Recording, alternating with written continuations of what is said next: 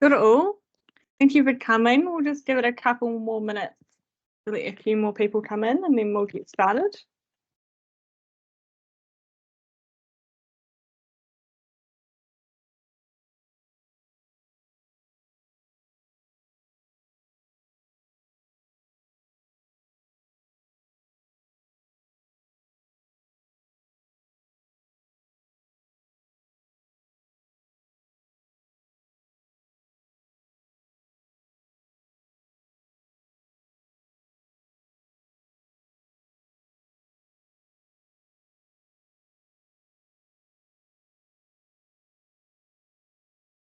Right, shall we get into it? Kia ora. I'm Eliza, and on behalf of the New Zealand Association of Resource Management, thank you for registering for the Using Systems Thinking to Solve Real-World Problems with Terry Parminter. For those who aren't familiar with NZARM, NZARM is an association for professionals involved in the natural resource management, particularly in the land and water space. NZARM webinars are produced out of the NZARM Capability Builder project, a 3-year program where NZARM is partnered with the Ministry for the Environment and regional councils to support the upskilling of staff across the sector. We are lucky enough today to have Terry Parminter, a long-standing NZARM member. After Terry graduated from Massey University, he began a career in agricultural extension with the Ministry of Agriculture and Fisheries. He then moved to Ag Research and now runs his own private agricultural consultancy. Terry has worked with academics and industry leaders to help manage complexities in agricultural projects while helping farmers and their advisors to make sense of challenging issues. Now, before I hand over today, for this webinar, we have tried to make it as interactive as possible. So during Terry's presentation, we will have a number of multi-choice polls. These will be displayed in the chat box, so it would be great if you could have this open throughout the webinar. You're also more than welcome to put any questions in the chat box, and we will add these, we'll run over these at the end of the session. Awesome. Terry, I'll hand over to you. Thank you very much, Eliza, and good afternoon, everybody.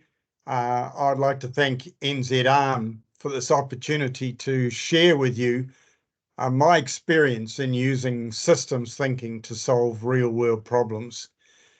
This builds on my PhD in management systems, my qualifications in systems thinking, and research into understanding and predicting human-based activity systems. I've applied this background to my experience working with landowners, community groups, industry good staff, and policy agents. The topic I suggest is particularly relevant for people encouraging voluntary change through their advice and education, rather than at the compliance end of behaviour change. It's for people who want to see the world through other people's eyes and then empower them to make changes in their behaviour.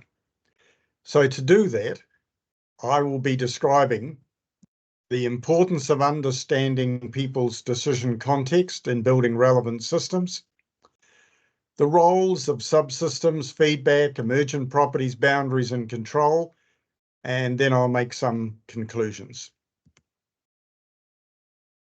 Now, I'd like to start by saying that when it comes to context, I think we would all like our advice to be straightforward, based on having clear decision-making criteria and a limited number of options. I suggest that what we don't want is to be providing advice when we ourselves lack complete information, and all the options that we're presenting to our clients seem to be imperfect in their eyes. Unfortunately, it's the latter situation that we all too commonly meet when we're in our everyday work with our clients. From his research into decision-making, David Snowden has described the 5 decision-making domains shown on this slide, and some of you might be familiar with them. The clear domain on the lower right is for simple situations where we know all the information that we need in order to provide advice, and we can ask our clients to follow best practice for these situations. The complicated domain on the top right is not so clear-cut. As well as using the available information, we also need to exercise our own judgment in order to select the best option from a range of good management practices to present to our clients in order to fit a particular client's context. In the complex situation on the top left, the information that we need has yet to be determined once we have seen the actual context. And the best advice we can give has to be able to be adapted by the people who are going to be implementing it. Now, when things are chaotic, immediate action is required in order to deal with a catastrophe. Advice then is tailored to applying whatever resources are available to restore enough order so that things can start to be dealt with through the other domains. If everything is just confusing and disordered, then providing any advice is probably unhelpful. Instead, the most important thing is getting alongside the people affected and supporting the client until everything settles down again. So which domains on that list do we think the following situations best fit? So in the next 3 slides, Eliza and I are asking you to use the chat box to select which decision domain from those that you've just seen best fit the situations described. So here's 3 situations. Client asks for advice about fencing and planting a riparian strip on a livestock farm. A grower asks about protecting a waterway from sediment on a horticultural block. And overnight, a landowner has had several paddocks damaged in a large slip event. So to remind you of the options, this could be clear, complicated, complex, chaotic, or confusion. How are you going to go?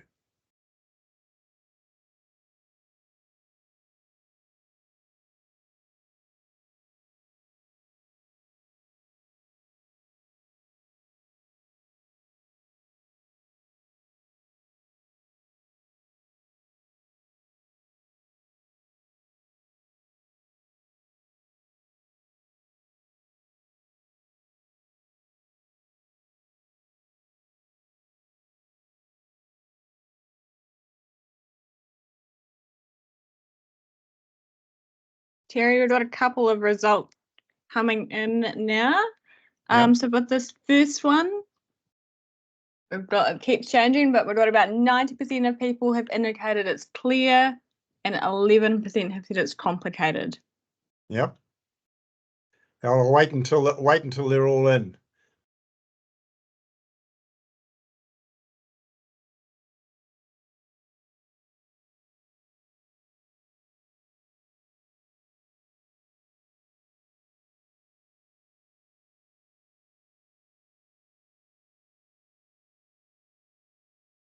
There we go. I think we've got pretty much everyone's responses now.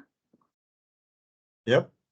So for this, a grower asked about protecting the waterway from sediment. 67% have said it's complicated, 13% have said it's clear, and 20% have said it's complex. Very good.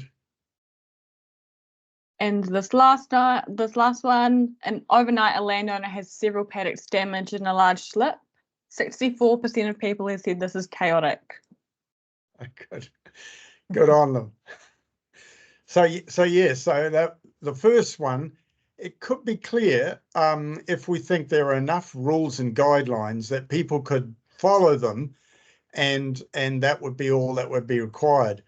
But if we're sort of concentrating on outcomes like removing sediment, nutrients, and E. coli, we might need to tailor things like the actual distance that's fenced off and planted to match the angle of the slope and other things. So if we start to go down that track, then we'd have to say it's a bit more complicated because context does influence it.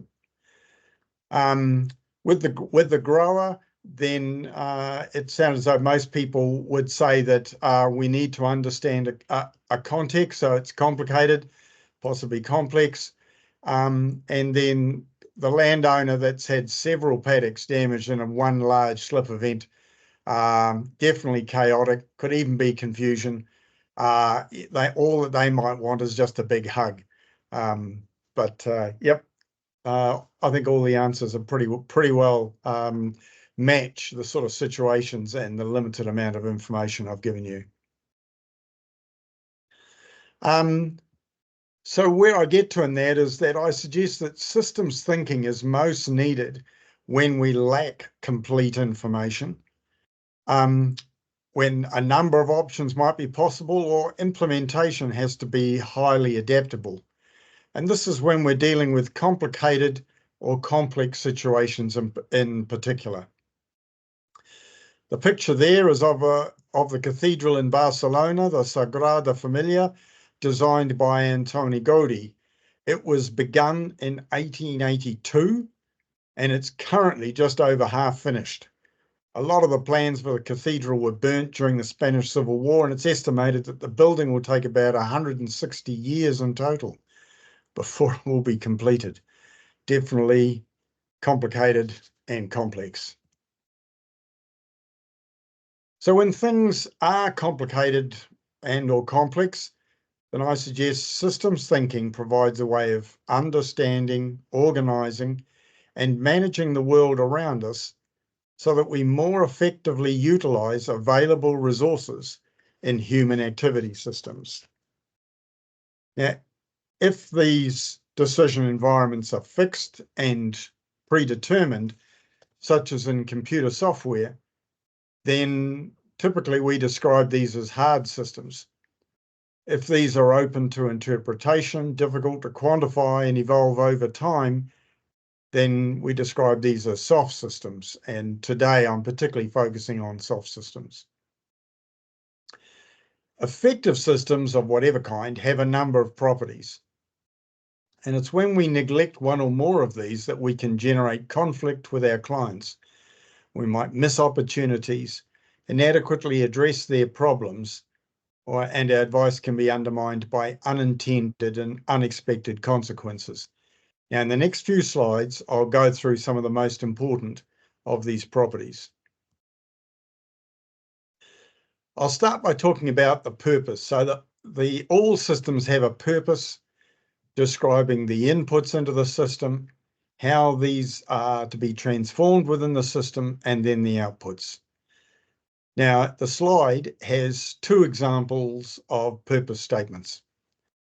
The first purpose example just describes the farm's outputs, and typically this is the one that I most commonly meet. The second purpose has the input, growing grass and crops, the transformation, its utilization, and the outputs, both material and financial. So I suggest the second purpose compared to the first example provides a more complete focus for describing and understanding the system that a farmer might be operating within. Secondly, each system has subsystems that interact to contribute towards the overall purpose, and that may become more of our focus. But it's important that we don't lose the link between whatever subsystem that we're working on and the overall system. And quite often we're working within subsystems, but that link becomes important. In the examples based on the purpose statements above, I suggest that the first subsystem is unconnected to the farmer's overall purpose. So while we may think it's important, it's not going to be highly motivational for a farmer to make decisions about. The second subsystem is related through the farm's inputs, but because it's focused just on the inputs, it could be considered discretionary. The third subsystem is, I suggest, an essential part of the farmer's overall purpose for the whole system. So we'd probably like to think that we can assist in the design of something that satisfies all of these three. And maybe we can, but the greatest motivation is likely to come from the third option, to improve profitability.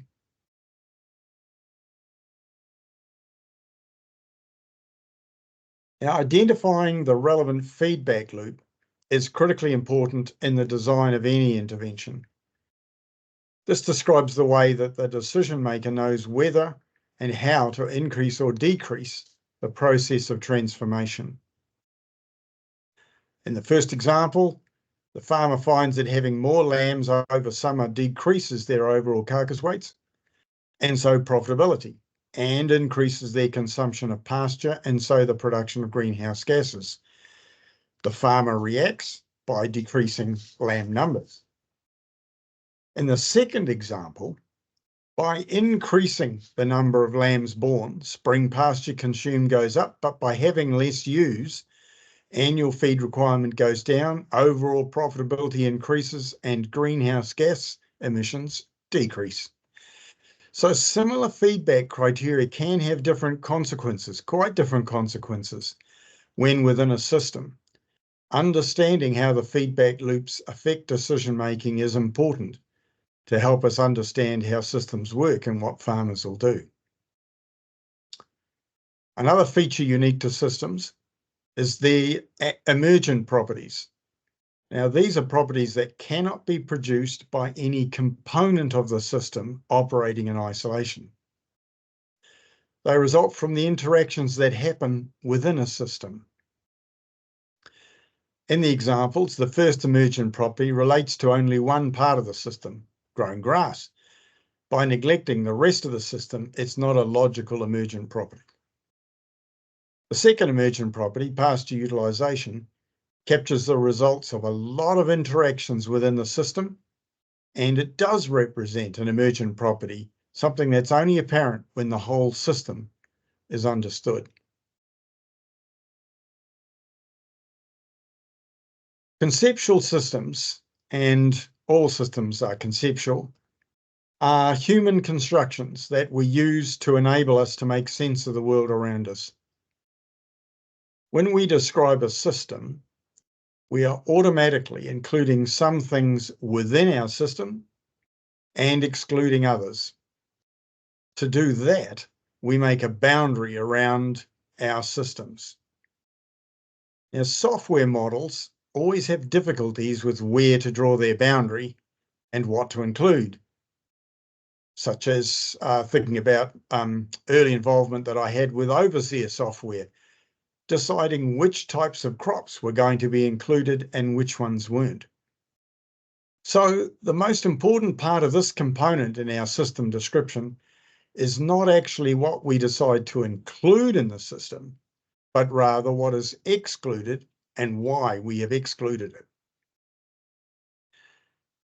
When our system boundary includes or excludes people, the decisions become ethical. For example, with our system so far, what should we do about people outside our professional group that might be interested in participating in our farm system? They could be townies, environmentalists, or other groups. What about the people that might be upset by spillover effects? In other words, the effects that we don't try and manage within our system, such as rural neighbours or customers, etc. And how about people who might be highly interested in what we're doing, but without the power to influence us, such as farm workers, our children's classmates, etc. Now, lastly, I've added a control function. Control function may not necessarily be a system property, but managing systems requires control activities that are considered with and may be integral with our system design. Now, these are going to be things such as identifying the people outside the system, but with critical power to prevent or enable the system to operate. For example, our bank. The availability of critical resources, for example, availability of fertilizer or water for irrigation. Monitoring processes, for example, animal live weights, reproductive performance, pasture cover, etc. and the system's performance, for example, physical and financial KPIs. Now, taken together, these components complete the whole system description. Common question I get from people starting into systems thinking with their clients is just where to start. Now, the usual assumption is that the best place to start is in establishing the purpose of the system. And I agree that that's key to understanding how the system operates, deciding how it could be improved, and understanding our clients' motivations. However, in practice, I find the best place to start is generally to identify and discuss the feedback loop and then to build upon that. For example, you might observe, hey, I see the scars of slips from 3 to 4 years ago on your hill blocks. How did that event affect your farm system? Response may be tactical or strategic or a mixture of both. But most of the systems thinking starts at a strategic level. So once you've heard the response to your initial question, you can start to lift the conversation up to a strategic level. When you think about why you're farming, is there anything that can be done now about managing the risks of landslides to ensure it is even better in the future? This should provide a list of options for further discussion for system design and decision making. Perhaps we can sit down now and get a full description of your farm system and how it can be improved through applying some of these ideas and what their pros and cons might be. So let's take a look at what we've learned and consider 3 examples of system descriptions. And Eliza will go through these one by one. So the first example is a farm riparian system. A system for riparian plants that intercept and filter nutrients, sediment and pathogens alongside the stream, maintaining and reducing waterway contamination. It involves managing fencing, plants and weeds and pest subsystems. From the house, the visible parts of the riparian strip has the added advantage of beautifying the farm. A community day is held once a year so that people can assist us with planting out and releasing existing plants. What would you say is the emergent property in this simple description of a farm riparian system?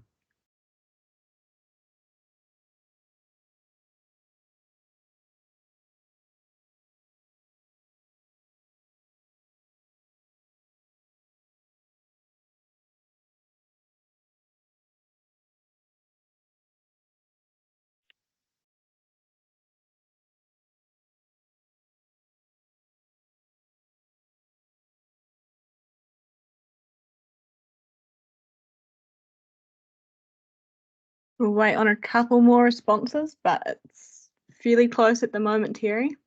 Yep. So what's it looking like at the moment? It's 50-50 between either to take inputs of nutrients and sediment and pathogens, or a more beautiful farm. Okay. So I had that I was looking for what was the property of the system as a whole, but not any particular component of it. And so I was working on beautifying the farm, something that for quite a few landowners I've found to be an important motivator to take action. What about this next one? A system for planted and protected poplars, stabilizing a moving hill slope so that it can be grazed by livestock. The area to be planted will depend on the degree of risk, and any trees dying in the first 2 years will be identified and replaced. It may be that the poplars create a possum corridor that needs baiting and traps. Working in with regional council staff to obtain their support may possibly mean additional funding. So what's the boundary issue that's been identified and dealt with in this example?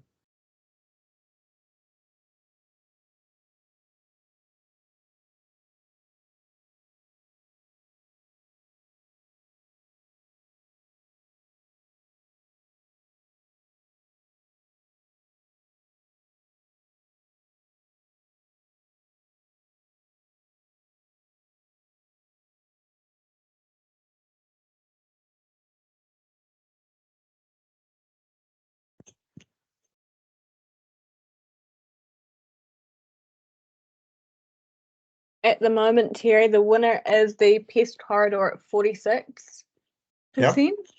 Okay. Followed closely by the interest of regional council staff. Right. Okay. Oh well, let's draw it to a close there. So the pest corridor, I could understand that. For me, the landowner has actually included that as a subsystem within their farm. So I went for the regional council staff, who are not included as part of the decision making. So the landowner thought the regional council staff were important, but they were not part of the decision making. And their importance was to get them involved so they could maybe find some funding or some resourcing. So communication with them is going to be pretty important for this landowner to achieve what they want with that boundary group. Other possible boundary groups could have been neighbours, the tree nursery, Osprey, or the catchment group. Let's try a third one. So this one is a system for using a digger with a weed rake to clear block drains on a farm with minimum ecological damage. It involves assessing drainage efficiency across a farm, knowing the relevant regional council rules for permitted activities, and hiring a contractor with suitable equipment. There needs to be a plan of the drains to be cleaned, the direction of flow, how fish and eels will be protected, and how to get access along the drain and where the spoil will be dumped. It's possible that downstream sediment problems could be created for other property owners, so the local catchment group leader will be notified about the work and, if necessary, changes made to the plan. From the information you've been given, what would you say are the subsystems needed to support the overall purpose?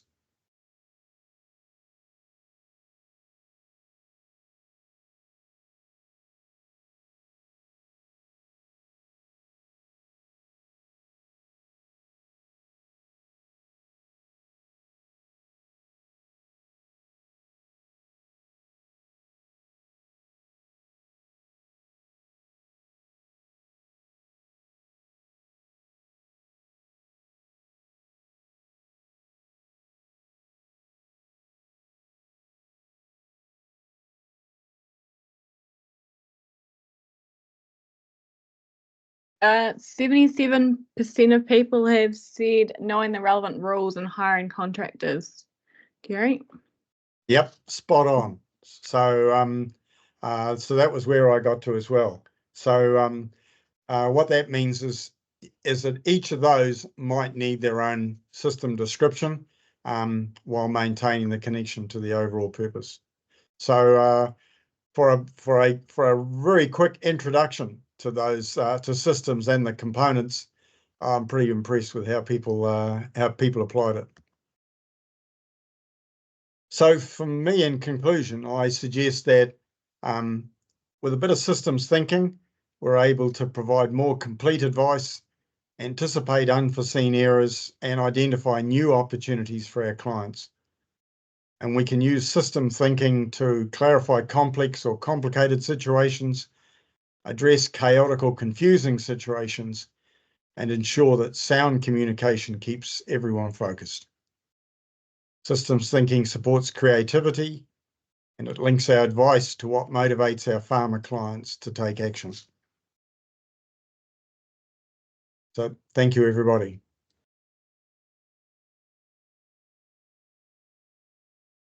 Awesome. Thank you, Terry. Do we have any questions from anyone? If you could pop them in the chat.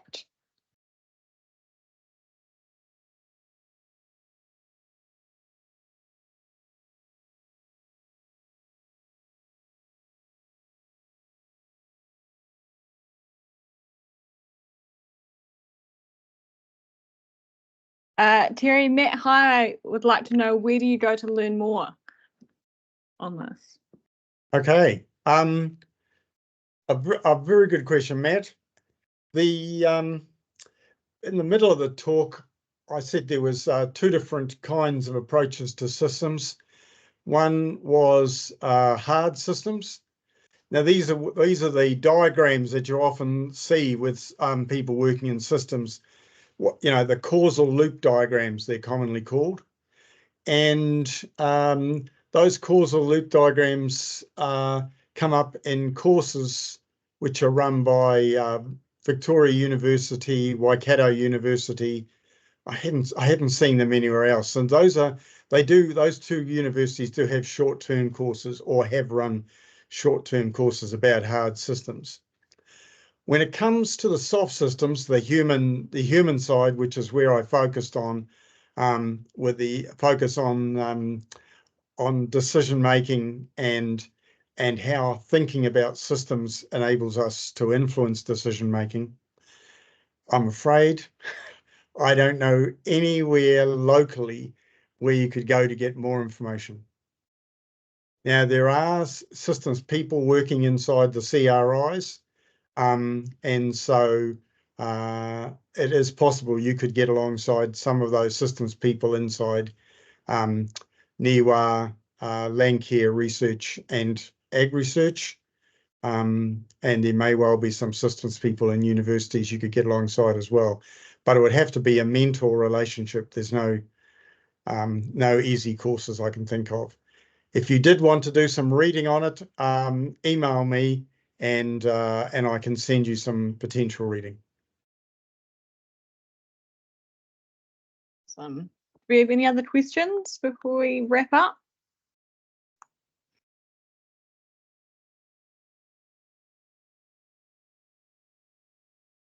No, we don't, but a few people will email you, Terry, to get some more info.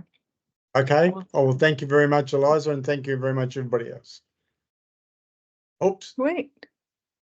Yeah, no, thank you. As I mentioned earlier, the NZARM webinars are a part of the capability builder, and so that means that this recording will be emailed out to you all as well as posted on the new NZARM website. But thanks again, Terry, for your time today, and thanks for everyone registering. Thank you.